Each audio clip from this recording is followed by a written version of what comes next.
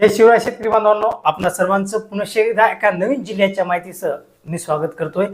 मित्रांनो, या जिल्ह्यातील 3,42,064 शेतकऱ्यांकडे पीक कर्ज थकीत आहे। कोणता जिल्हा आहे?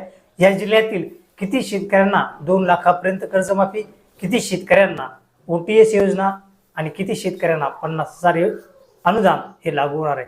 जवळपास 19 बँकांचं हे कर्ज थकीत आहे आणि कधीपर्यंत थकीत आहे संपूर्ण माहिती मी तुम्हाला सांगणार आहे। त्यापूर्वी तुमचा जिल्हा कोणता आहे कमेंट बॉक्समध्ये नक्कीच सांगा, कारण तुमच्याही जिल्ह्याची माहिती आपण तुमच्यापर्यंत पोहोचण्याचा पुरेपूर प्रयत्न करणार आहोत।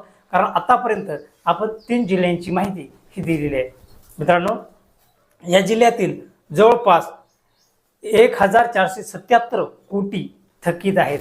मग विचार करा, हा जिल्ह्यातील किती शेतकरी पात्र राहणार आहेत? जवळपास 3,42,000 एवढा या शेतकऱ्यांचा आकडा सांगण्यात आलेला आहे।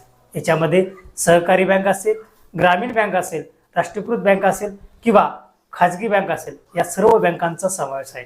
19 बँकांचा समावेश याच्यामध्ये आहे। तर मित्रांनो, हे आहे परभणी जिल्ह्यातील संपूर्ण माहिती। 31 मार्च 2026 अखेर राष्ट्रीयकृत सहकारी ग्रामीण आणि खाजगी बँकांकडून घेतलेल्या पीक कर्जाची एकूण थकबाकी 3,581 कोटी 99 लाख रुपये इतके आहे।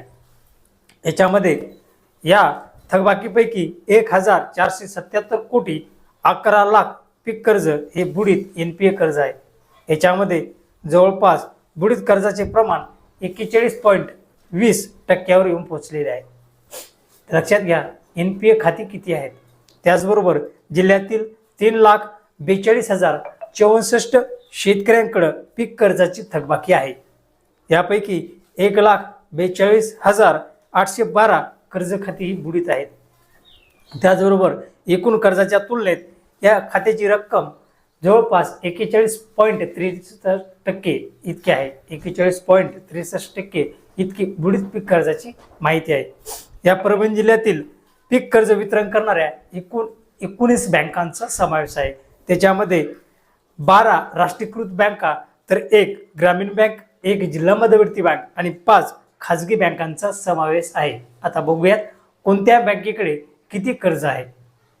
याच्यातील 31 मार्च अखेरील राष्ट्रीयकृत बँकेकडे 1,74,441 शेतकऱ्यांचे 2,128 कोटी 34 लाख रुपये, तर जिल्हा मध्यवर्ती सहकारी बँकेचे 85,260 शेतकऱ्यांचे 430 कोटी 31 लाख रुपये, महाराष्ट्र ग्रामीण बँकेचे जवळपास 78,033 शेतकऱ्यांकडे 896 कोटी 30 लाख रुपये, तर खाजगी बँकांकडे 5,330 शेतकऱ्यांकडे 127 कोटी 4 लाख रुपये पीक कर्ज थकीत आहे। याच्यामध्ये 1.42 लाखाहून अधिक बुडीत पीक कर्ज आहे। आता याच्यामध्ये अजून समोरची माहिती काय, तर समोरची माहिती अशी आहे की पीक कर्जातील 3 वर्षापेक्षा अधिक काळ थकीत राहिलेली कर्ज खाती बुडीत NPA मानली जातात। त्यामध्ये जिल्ह्यातील विविध बँकांचे मिळून 1,42,812 बुडीत खाती आहेत, म्हणजे NPA खाती आहेत। त्याचबरोबर एकूण रक्कम 1,477 कोटी 11 लाख रुपये राष्ट्रीयकृत बँकांची 1,18,025 बुडीत कर्ज खाती असून त्याची एकूण रक्कम 1,034 कोटी 81 लाख रुपये इतकी आहे। जिल्हा मध्यवर्ती बँकेत 121 बुडीत कर्ज खाती असून त्याची रक्कम 12 कोटी 58 लाख रुपये इतकी आहे। महाराष्ट्र ग्रामीण बँकेची 22,767 कर्ज खाती बुडीत आहेत, म्हणजे NPA आहेत। त्यांची रक्कम 204 कोटी 2 लाख रुपये इतकी आहे। खाजगी बँकांची 1,903 बुडीत कर्ज खाती असून त्याची रक्कम 25 कोटी 70 लाख रुपये आहे। राष्ट्रीयकृत बँकांमध्ये बुडीत कर्जाचे प्रमाण 15.40% पासून ते 84.70% आहे। राज्यातील नुकतीच जाहीर केलेली पुण्यश्लोक अहिल्यादेवी होळकर कर्जमुक्ती योजना ही जाहीर केलेली आहे। तरी अद्यापही राज्यातील जे काही माहिती आहे ती माहिती आपण घेण्याचा प्रयत्न करत आहोत। संपूर्ण बँकांची माहिती आपण ही प्राप्त करत आहोत।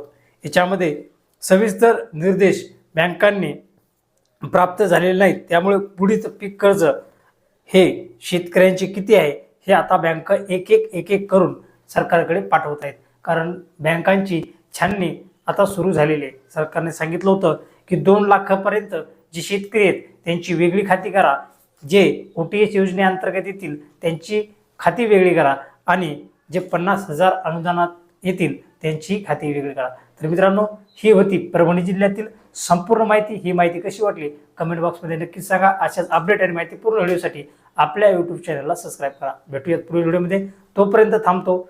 जय हिंद, जय महाराष्ट्र.